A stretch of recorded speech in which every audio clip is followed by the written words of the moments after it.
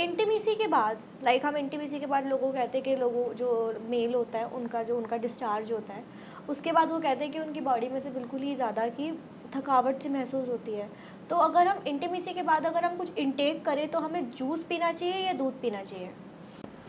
अच्छा, आप ऐसे कह रही है कि सेक्स करने के बाद क्या खाना चाहिए, क्या पीना चाहिए।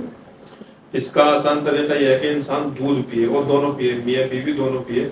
इससे क्या होता है कि जो हमारी एनर्जी लगी है ना, ये एनर्जी नष्ट हुई है, उसकी भरपाई हो जाती है।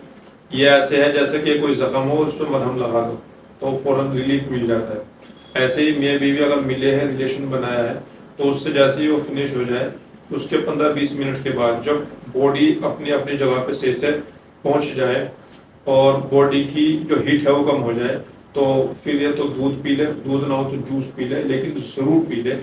इससे बॉडी की एनर्जी बनी रहती है और सेक्स पावर बंदे के अंदर दोबारा से ऐसे आ जाती है कि वो दोबारा अगर 1 घंटे बाद या आधा घंटे बाद भी मिलना चाहे तो फिर आसानी से मिल सकता है। इंटीमेसी के बाद हम इंटीमेसी के बाद लोगों को कहते हैं कि लोगों जो मेल होता है उनका डिस्चार्ज होता है, उसके बाद वो कहते हैं कि उनकी बॉडी में से बिल्कुल ही ज़्यादा कि थकावट सी महसूस होती है।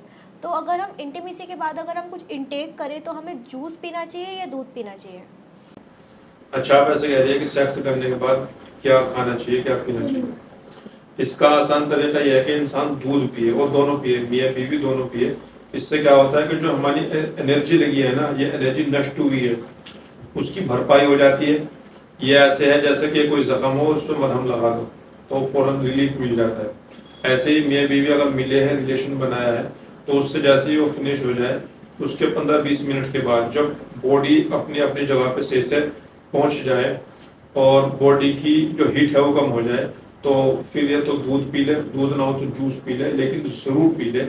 इससे बॉडी की एनर्जी बनी रहती है और सेक्स पावर बंदे के अंदर दोबारा से ऐसे आ जाती है कि वो दोबारा अगर 1 घंटे बाद या आधा घंटे बाद भी मिलना चाहे तो फिर आसानी से मिल सकता है।